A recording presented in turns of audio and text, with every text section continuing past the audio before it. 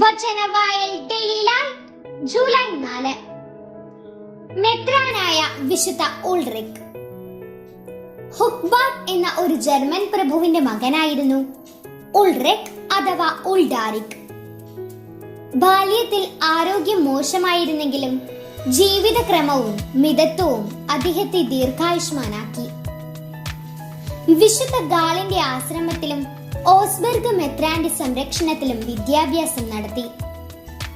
യഥാസമയം വൈദികനായി. 924 ഓസ്ബർഗിലെ മെത്രാനായി തിരഞ്ഞെടുക്കപ്പെടുകയും ചെയ്തു. മെത്രാനായ ശേഷം ജനങ്ങളുടെ ആത്മീയ കാര്യങ്ങൾ നിർവഹിക്കുക മാത്രമല്ല, ലൗകിക അവകാശങ്ങൾ നേടിക്കൊടുക്കുന്നതിനും ഉത്സുകനായിരുന്നു. വിശുദ്ധ ഉൾറിക്കിന്റെ ഒരു ദിവസത്തെ പ്രവർത്തനങ്ങൾ വളരെ സഹനങ്ങൾ നിറഞ്ഞതായിരുന്നു.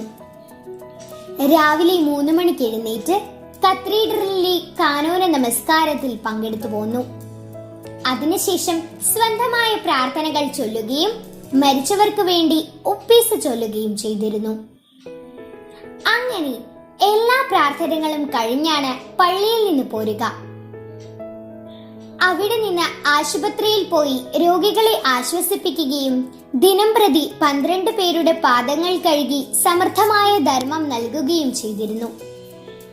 സന്ധ്യാസമയത്തിന് മുൻപാണ് വിശുദ്ധ ഉൾറിക് തുച്ഛമായ ഭക്ഷണം കഴിച്ചിരുന്നത്. താൻ ഉപവസിക്കുമ്പോൾ അപരിചിതർക്ക് മാംസം നൽകിയിരുന്നു.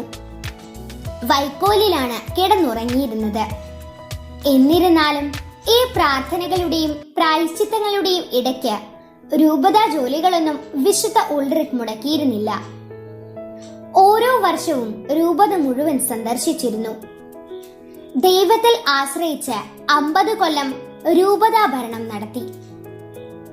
80ാമത്തെ വയസ്സിൽ 973 ജൂലൈ 4 അദ്ദേഹം കർത്താവിൽ നിദ്ര പ്രാപിച്ചു.